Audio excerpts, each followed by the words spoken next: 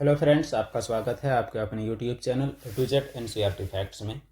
तो railway group D science का previous year question series का 28वां वीडियो आज है, जो कि 99 सेट जो ग्रुप डी का एग्जाम 2022 में हुआ था। और ये सेट आपका है 1 सितंबर 2022 का, जो कि पहला शिफ्ट का एग्जाम लेवल 1 का हुआ था। इसमें साइंस के सवालों को स्क्रीनशॉट के माध्यम से किसी के आंसर की से एक्सट्रैक्ट करके और आपके सामने प्रस्तुत किया जा रहा है। तो ये रहा रेलवे के आंसर की जो दिया हुआ है, उसी के साथ हम लोग शुरू करते हैं अपना एक्सप्लेनेशन सीरीज। तो वीडियो में अब तक आप नए हैं तो ज़रूर जुड़ जाएं और वीडियो को एक बार देख के ही आप खुद डिसाइड करें कि आपको यह वीडियो कैसा लगा। और कोई भी अगर डाउट हो तो कमेंट बॉक्स के माध्यम से बताने का प्रयास करें।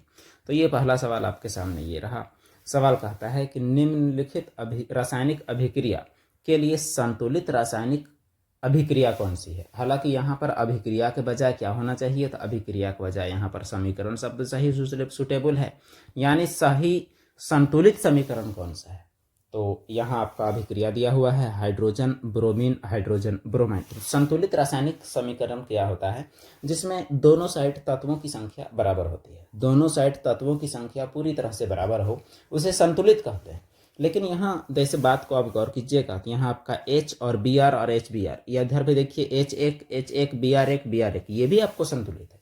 लेकिन यहाँ आपको ये भी देखना है कि हाइड्रोजन का ये सही प्रतिदर्शी मतलब सही रूप से प्रदर्शित किया गया है कि नहीं किया गया है, ये भी आपको देखना है। हाइड्रोजन को प्रदर्शित किया जाता है H2 से, न कि H से, ये भी आपको ख्याल रखना है। तो आप यहाँ पर देख लीजिए। और जो ब्रोमीन है उसको प्रदर्शित किया जाता है Br2 से, न कि Br से। तो इस प्रकार आपका क्या हो जाना चाहिए, तो यहाँ पर देखिए H2 तो है लेकिन Br2 नहीं है। H यहाँ है, यहाँ Br2 है, यहाँ H2 Br2 दोनों नजर आ रहा है। और यहाँ भी 2H 2H 2Br 2Br। इस प्रकार हमारा चौथा ऑप्शन सही प्रतीत नजर आ रहा है। लेकिन अब हम लोग देखते हैं कि इसका सही जवाब क्या है। तो इसका सही जवाब बिल्कुल आपका क्या है, चौथा ऑप्शन है। अब देखिए संतुलित रासायनिक समीकरण, H इधर 2 है, इधर भी आपका H क्या है, 2 है, इधर आपका Br कितना है, 2 है, इधर भी आपका Br कितना है, ये भी आपका 2 है। तो ये रहा आपका संतुलित रासायनिक समीकरण का पहला। अगला प्रश्न हम लोग देखते हैं, ये हुआ आपका क्वेश्चन नंबर है। अगला है सवाल है, यहाँ जो सेट में था वो 6ठा नंबर में था, तो बाकी बीच में 5 सवाल मैथ रीजनिंग जीके से रहे होंगे। सवाल है, लाल रंग का प्रकाश कोहरे या धुएं से प्रकीर्णित होता है, खाली जगह दिया हुआ है, क्योंकि इसकी तरंगदैर्घ्य केवल श्वेत प्रकाश के अन्य रंग घटकों की तरंगदैर्घ्य की तुलना में क्या होती है, ये आपको देखना है। अब देखिए यहाँ सवाल प्रकीर्णन का है। अब प्रकीर्णन के मामले में आपको जानना चाहिए कि प्रकीर्णन क्या होता है। इसके साथ ही हमें यह जानना चाहिए कि कौन से रंग का प्रकीर्णन सबसे अधिक, कौन से रंग का प्रकीर्णन सबसे कम क्या है, वो आपको जानना चाहिए। देखिए प्रकीर्णन क्या होता है, प्रकाश का एक तरंग दैर्घ्य होता है। प्रकाश जो ऐसे ऐसे चल रहा होता है, तो प्रकाश की जो तरंग की लंबाई होती है, अगर ये तरंग की लंबाई जो कण का साइज है उसके कंपेरेबल है, तरंग की लंबाई और कण का साइज अगर लगभग में कंपेरेबल है, तो उसमें क्या होता है कि जब प्रकाश की किरण जब पड़ती है किसी बहुत छोटे कण में, तो वो चारों दिशाओं में क्या होती है, फैल जाती है। और इसी फैलने की प्रक्रिया को क्या कहा जाता है, तो उसे कहा जाता है प्रकीर्णन। अब सवाल ये उठता है कि जो प्रकीर्णन यानी स्कैटरिंग जो है, तो प्रत्येक रंग का स्कैटरिंग इंटेंसिटी यानी इसकी जो तीव्रता जो होती है, उस रंग का बौछार जो होता है, बहार जो होता है, वो अलग अलग होता है। और इसका जो इंटेंसिटी जो होता है किस रूप में चलता है, तो ये डिपेंड करता है, उसका सूत्र ये आपका रहा। इसका मतलब ये है कि जो इंटेंसिटी है लेमडा के पावर 4 का इन्वर्सली प्रोपोर्शनल है। इसका मतलब लेमडा ज़्यादा होगा तो इंटेंसिटी क्या होगा, कम होगा। और आपको पता है कि लाल जो होता है उसका जो लेमडा है यानी तरंग दैर्घ्य वो सबसे अधिक होता है। सबसे अधिक किसका, लाल का। और सबसे कम किसका होता है, तो वॉयलेट का। इसका मतलब ये हुआ कि जब सबसे ज़्यादा है, इसका मतलब इंटेंसिटी सबसे कम किसका होगा, तो लाल का होगा। ये प्रकीर्णित प्रकाश की बात है, प्रकीर्णित प्रकाश का। और सबसे ज़्यादा मात्रा में कौन फैलेगा, तो बैंगनी फैलेगा, नीला फैलेगा, जामुनी फैलेगा।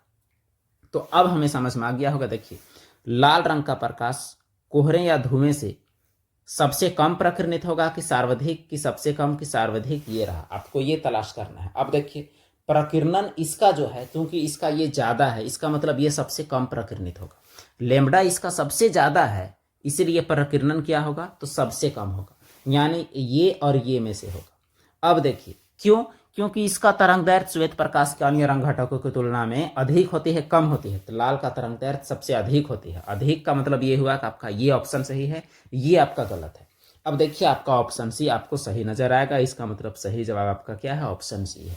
तो ये रहा प्रकीर्णन की कहानी। यही प्रकीर्णन है जिसकी वजह से उगते और डूबते सूर्य का रंग लाल होता है और आसमान का रंग नीला होता है। अगला प्रश्न आपके सामने सवाल है, एक प्रकाशिक उपकरण एक्स की फोकस दूरी -30 सेंटीमीटर है, यानी यह या तो यानी दर्पण में है या लेंस में है, कोई भी हो सकता है। अब सवाल ये उठता है, यही तो आपसे पूछा है कि एक्स हो सकता है उत्तल लेंस या अवतल दर्पण, अवतल लेंस अवतल दर्पण, अवतल लेंस उत्तल दर्पण, उत्तल लेंस उत्तल दर्पण। पिछले सेट में भी आपको बताया गया था ये सारी चीजें कि दर्पण की फोकस दूरी प्लस और माइनस ये बहुत निर्भर करता है। अब हम लोग देखते हैं बारीकी से। अगर हम लोग देखें, ये आपका अवतल दर्पण है। अगर अवतल दर्पण की हम लोग बात करें तो इसका किरण जब ऐसे आएगा तो यह आपका इस ओर ही आके मुड़ेगा और जीरो के इधर क्या होता है, माइनस, तो फोकस इसका क्या है, माइनस। तो जो अवतल दर्पण जो होता है उसका फोकस दूरी क्या होता है, अवतल दर्पण का माइनस में होता है।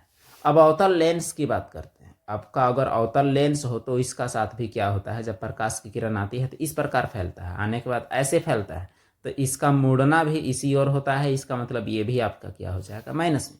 इसका मतलब या तो अवतल लेंस है या तो अवतल दर्पण है, यही आपका होना चाहिए। बिल्कुल देख लीजिए, अवतल लेंस अवतल दर्पण। अब आप पकड़िए बात, अवतल लेंस अवतल दर्पण का जो फोकस दूरी होगा वो क्या होगा, नेगेटिव। और इसी तरह उत्तल लेंस या उत्तल दर्पण का फोकस दूरी क्या होगा, पॉजिटिव। ये दो चीजें या तो फोकस और या तो वक्रता त्रिज्या यानी रेडियस ऑफ कर्वेचर, ये दोनों के दोनों सेम चलता है, प्लस माइनस। कभी भी कोई भी लेंस या दर्पण हो, यू आपका होता है हमेशा माइनस। भी डिपेंड करता है, प्लस हो या माइनस हो, निर्भर करेगा कि यह क्या होगा। अगला प्रश्न आपके लिए सवाल है, क्वेश्चन देखते हैं हम लोग क्या कहता है। निम्न में से कौन सा उपकरण चुंबकीय क्षेत्र में स्थित धारावाही चालक पर लगने वाले बल की अवधारणा पर आधारित नहीं है। चुंबकीय क्षेत्र में जब किसी धारावाही चालक तार को रखते हैं तो वह बल का अनुभव करता है, तो मोटर, जनरेटर, ये सब में होता है। तो अब देखिए कौन कौन में ऐसा ये चुंबकीय वाला से कौन नहीं है, loud speaker, volt meter, ammeter या विद्युत फ्यूज। तो आपको उपकरण पहचानना है, तो ये चारों में से कोई भी आपका हो सकता है जो इस पर आधारित नहीं है। तो आंसर जो है वो क्या है, विद्युत फ्यूज है। विद्युत फ्यूज क्या है, लाउड स्पीकर में चुंबक होता है, वोल्ट मीटर में होता है, ए मीटर में होता है, लेकिन विद्युत फ्यूज क्या है, विद्युत फ्यूज एक तार का टुकड़ा होता है। जब भी इस तार से निर्धारित मात्रा से ज्यादा धारा पार करे तो यह गल जाता है। क्यों? क्योंकि इसका जो गलनांक जो होता है वह बहुत लो होता है, तो गल जाता है ताकि जो आगे के जो बिजली के अप्लायंस है, आपका हीटर हो सकता है, मोटर हो सकता है, फ्रिज हो सकता है, एसी हो सकता है, बल्ब हो सकता है, फैन हो सकता है, इन सभी को बचा लेता है, यानी ये कट जाता है, कटने के बाद आगे धारा बढ़ता ही नहीं है। तो ये हुआ आपका फ्यूज। अगला सवाल ये थोड़ा लंबा है देखने में। सवाल क्या कहता है वो हम लोग पहले समझते हैं। सवाल कहता है कि जटिल शारीरिक बनावट वाले लैंगिक प्रजनन करने वाले जीवों की जनन कोशिकाओं की कौन सी विशिष्टताएं पाई जाती हैं। यानी जो जटिल शारीरिक बनावट है, जैसे कि इंसान, जो कि लैंगिक जनन करते हैं जैसे कि इंसान, तो क्या उसमें खासियत पाया जाता है, क्या विशिष्टता पाया जाता है, यानी विशेष बात क्या है। तो नर जनन कोशिका खाद्य भंडार युक्त बड़ी होती है, मादा जनन कोशिका छोटी और गतिशील होती है। एक ऑप्शन, नर जनन कोशिका खाद्य भंडार युक्त छोटी, यानी नर वाला छोटा कि बड़ा और मादा वाला बड़ा कि छोटा। ये चीज, नर जनन कोशिका छोटी और गतिशील और मादा खाद्य भंडार युक्त बड़ी। नर जनन कोशिका बड़ी और गतिशील, मादा हो जाएगा खाद्य भंडार युक्त छोटी। यानी आपका पूछा हुआ है कि किसका साइज बड़ा होता है, किसका साइज छोटा होता है, जो कोशिकाएं होती है, ये आपसे पूछी गई है सवाल। ऐसे हम लोग आंसर रिवील करते हैं, इसी के माध्यम से हम लोग सीखने का प्रयास करते हैं। तो इसका सही जवाब आपका क्या दिया हुआ है, सही जवाब है ऑप्शन 3। ऑप्शन 3 का मतलब हुआ कि आपका जवाब क्या है, आपका ये जवाब है। नर जनन कोशिका छोटी होती है और गतिशील होती है, और मादा जनन कोशिका खाद्य भंडार के जैसी क्या होती है, बड़ी होती है। तो यह सीखने वाली बात है। नर जनन कोशिका छोटी और गतिशील, मादा जनन कोशिका खाद्य भंडार युक्त बड़ी होती है। तो ये आपसे विशिष्टता पूछा गया। अगला प्रश्न सवाल कहता है कि पौधों की पत्तियों द्वारा तैयार भोजन को फ्लोएम के माध्यम से पौधे के किन भागों तक पहुंचाया जाता है। जो तैयार भोजन जो होते हैं पत्तियों में, तो उसे कहाँ कहाँ पहुंचाया जाता है, ये सवाल पूछा गया है। तो केवल बीज और विभाज्य उत्तकों तक, केवल जड़ों और बीजों तक, केवल जड़ों और फलों तक, जड़ों, फलों, बीजों, फलों और विभाज्य उत्तक तक। तो भोजन जो बनता है तो शरीर के सभी भागों में ही पहुंचता होगा, इसलिए आपका यहाँ सभी भाग वाला ही ऑप्शन आपका सही होगा। भोजन बनता है आपका पत्ती से। यहाँ आपको और एक चीज जानकारी आपको ऐड करना चाहिए कि एक होता है जाइलम। जाइलम क्या होता है, वो जड़ से लेके भोजन को जाता है, जड़ से लेके खनिज पदार्थ और जल को लेके जाता है पत्तियों तक और पौधे का अन्य भागों तक। अगला सवाल, पत्तियों से पौधों के अन्य उत्तकों तक प्रकाश संश्लेषण के विलेय उत्पाद और अन्य पदार्थों का परिवहन की क्रिया क्या कहलाती है। यानी पत्ती जो है, पत्ती से जो पौधे के अन्य भाग में जो जाता है सभी चीजें, प्रकाश संश्लेषण के विलेय उत्पाद, तो वो प्रक्रिया को क्या कहते हैं। वाष्पोत्सर्जन, अनुवर्तनी गति, बिंदु स्राव की स्थानांतरण। तो यहाँ आपका प्रक्रिया से सवाल पूछा हुआ है, तो इसका सही जवाब हो जाएगा स्थानांतरण। बस उसमें ट्रांसफर होता है पत्ती से, इसका कोई विशेष नाम नहीं है। हालांकि इस प्रक्रिया में गुरुत्वाकर्षण का एक रोल बहुत ज्यादा होता है, लेकिन फिर भी उसका नाम गुरुत्वानुवर्तन नहीं है। गुरुत्वानुवर्तन जड़ का जल की ओर, जल का जो धरती की ओर गति होता है जड़ का, उसे हम लोग कहते हैं जड़ का धरती की ओर गति करना गुरुत्वानुवर्तन है। अगला सवाल, कोयला और पेट्रोलियम के अपने कुछ लाभ हैं और कुछ हानियां भी हैं। कोयला और पेट्रोलियम से संबंधित निम्न कथनों में से 3 संगत है, असंगत पता लगाना है, यानी कौन अलग है। तो इन्हें जलाए जाने पर कार्बन डाइऑक्साइड उत्पन्न होता है, ग्लोबल वार्मिंग का कारण बनता है। इनका उपयोग ताप विद्युत संयंत्र में विद्युत उत्पादन करने के लिए किया जाता है, लागत में किफायती होते हैं। इन्हें जलाने पर नाइट्रोजन और सल्फर के ऑक्साइड उत्पन्न होते हैं जो विषाक्त होते हैं, अम्ल वर्षा का कारण बनते हैं। O2 की अपर्याप्त मात्रा में उपस्थिति में जलाने पर कार्बन मोनोऑक्साइड उत्पन्न होता है जो कि एक विषाक्त गैस है। अब बात यह है कि यहाँ 3 संगत हैं और एक असंगत है, यानी कौन सा अलग है यही आपको पता लगाना था। तो अलग आप देखिए, इसका उपयोग जो देखिए, ये आपका सही लगा, जलाने पर CO2 उत्पन्न होता है, अर्ध जलने पर CO उत्पन्न होता है, अम्ल वर्षा का कारण भी है। ताप विद्युत संयंत्र में विद्युत उपयोग के लिए इसका इस्तेमाल होता है, बिल्कुल सही है, लेकिन ये लागत में किफायती है, ये बात बिल्कुल सही नहीं है। यही बात इसको असंगत बनाता है। अगला सवाल यहाँ कहता है, शायद ये न्यूमेरिकल का प्रश्न होगा।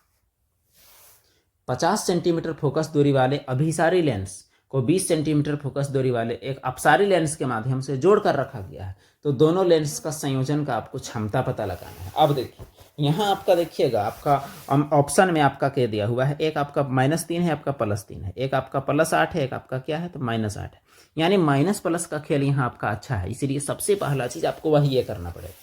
अभिसारी लेंस क्या होता है, जो किरणों को जमा करता है। किरणों को जमा करता है मतलब ये वाला लेंस है। अब जमा जब कर रहा है किरणों को, इसका मतलब इसका फोकस दूरी क्या होगा, तो फोकस दूरी इसका हो जाएगा प्लस में।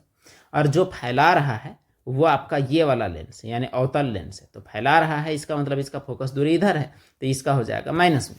अब देखिए, आपका जो एक F1 है वो आपका क्या है, अभिसारी लेंस, इसका मतलब वो हो जाएगा आपका +20 सेंटीमीटर। और F2 जो हो जाएगा आपका क्या हो जाएगा, अच्छा हम लोग गलती किए हैं, एक गलती और है हमसे, 1 मिनट। यहाँ हम लोग देखें कि जो आपका प्लस वाला जो है आपका 50 है, प्लस वाला क्या है 50 है, और उसके बाद जो अपसारी लेंस है जिसका फोकस दूरी F2 है वो क्या है आपका -20 सेंटीमीटर है। अब देखिए, हम लोग दोनों का निकाल लेते हैं पावर। तो जब आप P1 निकालेंगे तो क्या हो जाएगा, P1 निकालिएगा तो 100/F, 100/F का मतलब ये हुआ कि 100 आपका हो जाएगा 50। तो यहाँ आपका निकल गया 2 डायोप्टर। अब निकालिए आप P2, तो P2 आपका हो जाएगा 100/F, तो 100 तो आपका 100 है, यहाँ हो जाएगा -20। तो देखिए -20 25, यानी -5 डायोप्टर। अब संयोजन का क्षमता निकालने के लिए हम लोग सीधा P1 और P2 को जोड़ देते हैं। अब देखिए 2 - 5 जोड़ दिए हम लोग, तो 2 - 5 क्या हो जाएगा, -3 डायोप्टर। इसलिए हमारा जवाब क्या होना चाहिए, -3 डायोप्टर होना चाहिए। अब देखते हैं कि जवाब -3 डायोप्टर है अथवा नहीं। तो बिल्कुल सही जवाब क्या है, तो सही जवाब आपका -3 डायोप्टर है। हमारा अलग अगर आता तो हमें या तो संशोधन करना पड़ता या तो अपने आंसर को रीचेक करना जरूर पड़ता। अगला सवाल, हालांकि ये सवाल थोड़ा विजिबिलिटी में कमी है, इसीलिए अगर ज़्यादा विजिबल ना हो तो हम लोग स्किप भी करेंगे। सवाल कहता है, सवाल केवल समझ लेते हैं। निम्न तालिका जंतुओं में विभिन्न उपकला उत्तक, जो उत्तक जो होता है एपिथेलियम उत्तक, जिसे उपकला उत्तक कहते हैं, और विभिन्न भागों में उसकी स्थिति को दर्शाता है। सही विकल्प को बताइए। श्वास नली में किस प्रकार का उपकला उत्तक होता है, त्वचा में किस प्रकार का होता है, रक्तवाहिका का स्तर में किस प्रकार का होता है, लार ग्रंथि में किस प्रकार का होता है। देखिए ये सवाल तो फोटो से पहचानना थोड़ा वाकई में टफ है, हम लोग इसे आंसर से ही सीखते हैं। यहाँ कहता है ए का 3, तो हम लोग चलिए मिला लेते हैं। ए का क्या कहता है 3, यानी इसको ए मानता है। उसके बाद बी का कहता है 4, 1 मिनट, हाँ ये हुआ ए। बी का कहता है 4, ये भी हो गया आपका। सी का कहता है 1, ये भी हो गया आपका। और डी का कहता है 2, मतलब ये भी हो गया। अब हम लोग को ये समझना है बात को, 1 मिनट, हम लोग फिर से गलत हैं थोड़ा सा। ए का आपका सी का कहता है 1, इसका मतलब हमारा ये सी है और ये आपका डी है। अब देखिए त्वचा वाला इस प्रकार से दिखता है, त्वचा वाला, और रक्त वाहिकाओं के स्तर में इस प्रकार से नजर आता है। श्वास नली वाला इस प्रकार से नजर आएगा, और उसके बाद आपका जो त्वचा है वो आपका डी कहता है। अच्छा, त्वचा वाला इस प्रकार से नजर आएगा और लार ग्रंथि वाला इस प्रकार से नजर आएगा। तो सबको पहचानने की बात है। खैर इस सवाल में ज्यादा दिमाग आप ना लगाएं, इसमें थोड़ा फोटो में दिक्कत है, जैसा मिला फोटो वैसा ही आपको मुहैया कराएगी ये सवाल। ये थोड़ा लंबा प्रश्न है। सवाल क्या कहता है, सवाल कहता है कि दर्पण सूत्र के अनुसार गोलीय दर्पण की फोकस दूरी किसके बराबर होती है। तो ये गोलीय दर्पण का जो फोकस दूरी है ये आपको पता लगाना है दर्पण सूत्र के अनुसार। तो चारों में से कोई भी आंसर हो सकता है आपका, तो इसे हम लोग पता लगाते हैं। ये आपका ऑप्शन 1 है, लेकिन हम लोग भला कैसे जानेंगे, ये तो चारों ऑप्शन आपका मिलता जुलता है, ऐसे में हम लोग सही जवाब तक कैसे पहुंचेंगे, यही हम लोग को देखना है। देखिए आपका सूत्र क्या होता है, 1/f बराबर 1/v प्लस 1/u होता है।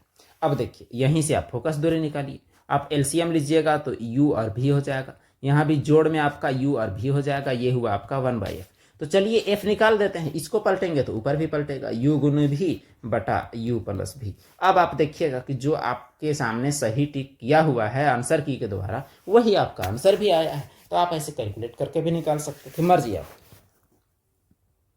अगला सवाल, ये सवाल आपका आवर्त सारणी तत्वों का आवर्त वर्गीकरण से है। नीचे दी गई तालिका में A B C D E क्रमशः आवर्त सारणी के 15, 16, 17 की पंक्तियों में 1 से 4 तत्वों की परमाणु क्रमांक है, तो उनका सही क्रम का पहचान करना है।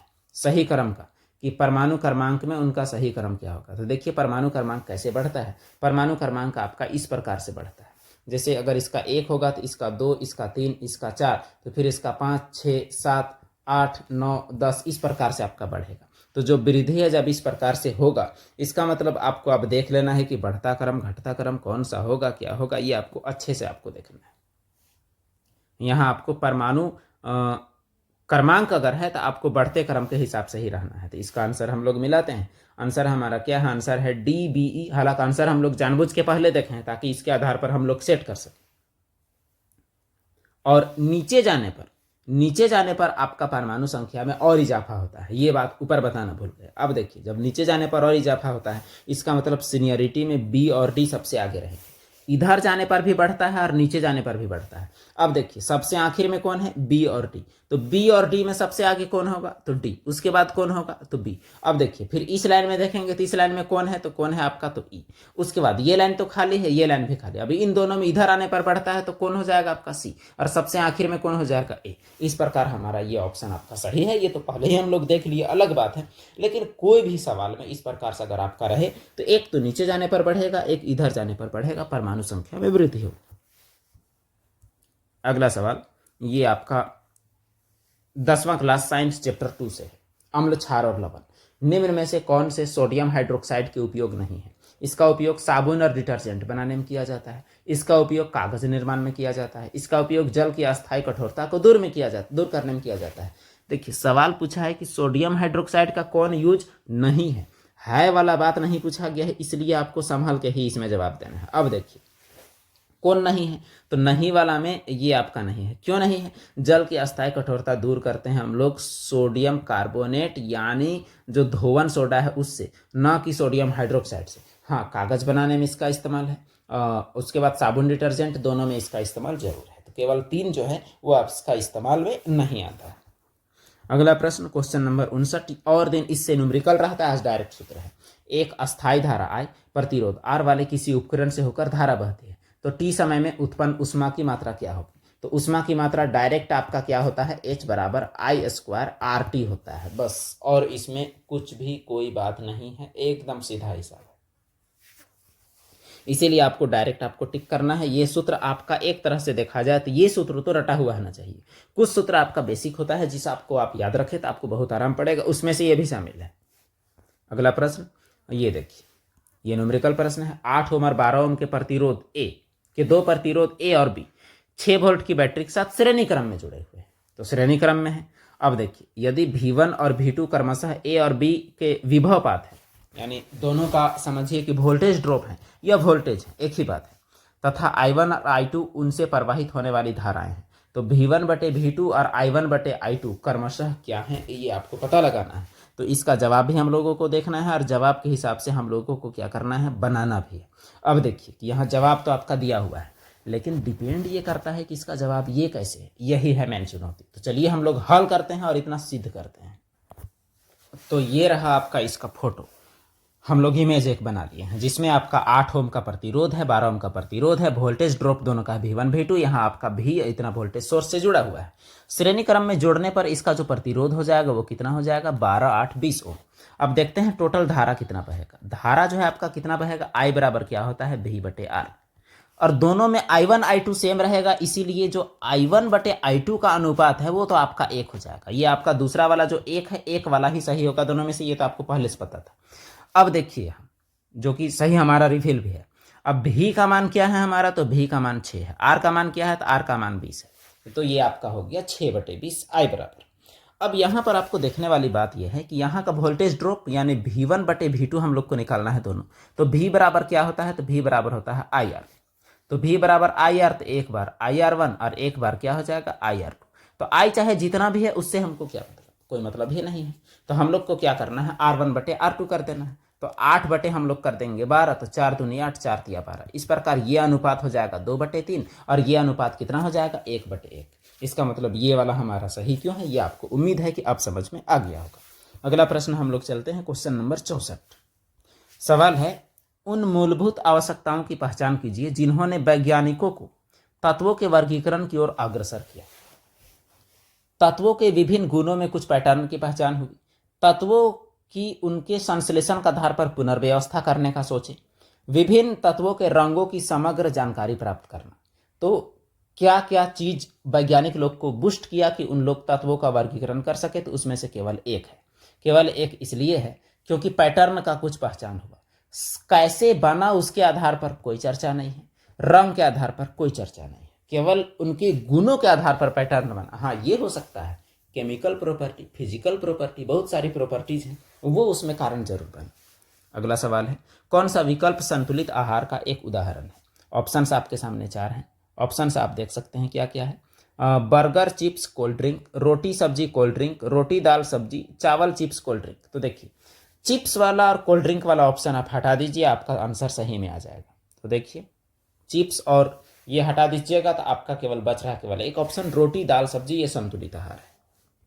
अगला सवाल, जब सोडियम सल्फाइड तनु हाइड्रोक्लोरिक अम्ल के साथ अभिक्रिया करता है तो एक दुर्गंध युक्त गैस उत्पन्न होता है, सड़ा हुआ महक वाला। तो वो गैस कौन सा है। यानी यहां सवाल है ऐसे, H2S और हाइड्रोक्लोरिक अम्ल ये दोनों अभिक्रिया करते हैं तो जो गैस बनता है वो गैस कौन सा गैस बनता है, ये आपको पता लगाना है। अच्छा, सोडियम सल्फाइड बोला है, हाइड्रोजन सल्फाइड नहीं, कोई बात नहीं, सोडियम सल्फाइड बोला हुआ है। तो सोडियम सल्फाइड और हाइड्रोक्लोरिक अम्ल जब अभिक्रिया करते हैं तो हमारा जो गैस निकलता है वो होता है H2S, हाइड्रोजन सल्फाइड बनता है। यानी ये इस प्रकार से बनता होगा,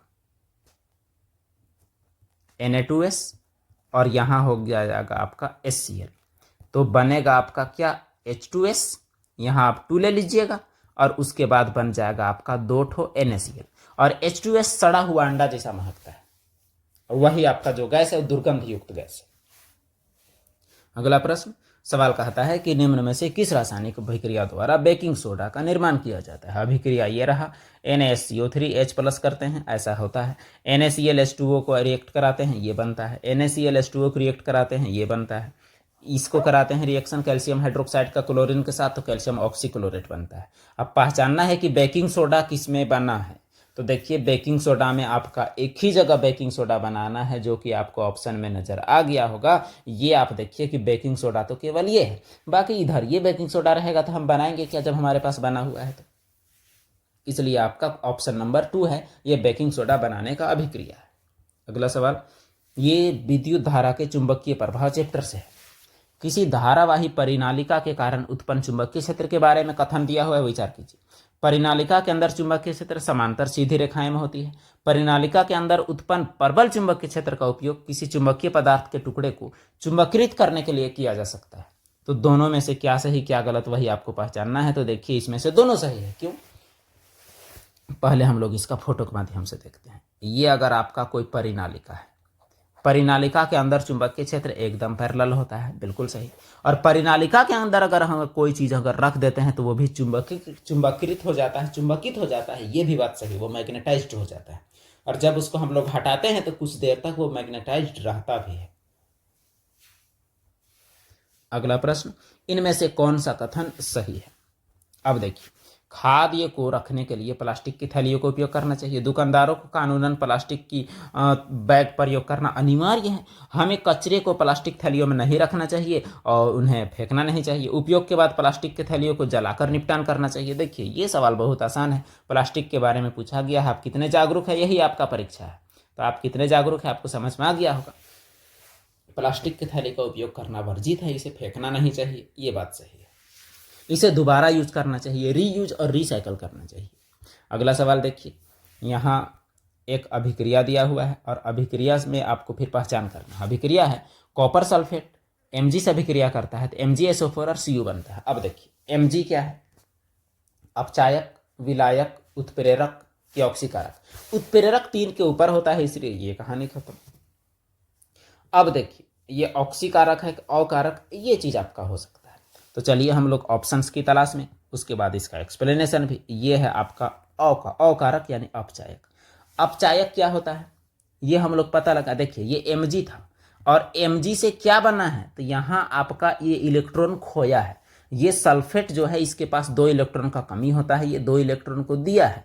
और इलेक्ट्रॉन जो खोता है उसका होता है ऑक्सीकरण, और जिसका होता है ऑक्सीकरण वो कहलाता है अपचायक कर्मक यानी रिड्यूसिंग एजेंट। ये हुआ इस सवाल का एक लॉजिकल एक्सप्लेनेशन जो कि सही भी है। अगला सवाल, किस एंजाइम को पाचन क्रिया में अपना कार्य करने के लिए हाइड्रोक्लोरिक अम्ल की आवश्यकता होती है। एमाइलेज, लाइपेज, ट्रिप्सिन या पेप्सिन। तो कौन सा अम्ल है जिसका जो उपयोग करता है इसका, तो वो है आपका पेप्सिन। पेप्सिन को क्रिया करने के लिए हाइड्रोक्लोरिक अम्ल अति आवश्यक होता है। अगला सवाल, बल्ब का फिलामेंट उच्च गलनांक या निम्न गलनांक वाली प्रबल या दुर्बल धातु से बने होते हैं। बस यही है सवाल। तो ये आपका क्या है, ये बल्ब का फिलामेंट। तो फिलामेंट जो है उच्च गलनांक यानी जल्दी गलेगा नहीं, धातु प्रबल होगा यानी मजबूत होगा, तब तो जल्दी गलेगा नहीं। तो ये रहा ये सवाल जो कि बहुत ही आसान है लेकिन इंपॉर्टेंट भी। ये कार्बन और उसके यौगिक से आपका ये आखिरी प्रश्न, ये आपका 25वां सवाल है। सवाल यहाँ कहता है, कार्बन द्वारा प्रदर्शित श्रृंखलन का गुण किस गुण को दर्शाता है। स्व अपहरासन, परमाणुओं की लंबी श्रृंखला हेतु स्व संयोजन क्षमता, कार्बन का अपने यौगिकों के दहनशील प्रकृति प्रदान करने का गुण, विभिन्न अपरूपों में पाए जाने का गुण। देखिए श्रृंखलन क्या है, श्रृंखलन का मतलब लंबा श्रृंखला बनाना, जो कि आपका ऑप्शन 2 में है और यही है। उम्मीद है कि आपका पूरा सही होगा और है भी। तो श्रृंखलन का गुण केवल कार्बन और सल्फर जैसे यौगिकों में पाया जाता है, वो भी कार्बन इतना किसी में नहीं कि खुद का चेन बना सके। खुद का चेन बनाना श्रृंखलन का गुण कहलाता है, अंग्रेजी में कैटेनेशन कहते हैं। तो इस प्रकार आपका 25 क्वेश्चन आपका खत्म होता है। तो अगर आपने इतना वीडियो को देखा है तो अगर आप लिखते गए हैं तो उम्मीद है आपके लिए बहुत ही हेल्पफुल होगा, जो आपको एग्जाम में 25 आउट ऑफ 25 लाने में कारगर साबित होगा। तो चलिए वीडियो देखने के लिए धन्यवाद। वीडियो को जरूर से जरूर बाकी लोगों तक शेयर करें और चैनल से जरूर जुड़े और चैनल का प्लेलिस्ट आप चेक करें, आपको बहुत कुछ मिलेगा जो आपके तैयारी में हेल्पफुल साबित होगा। धन्यवाद।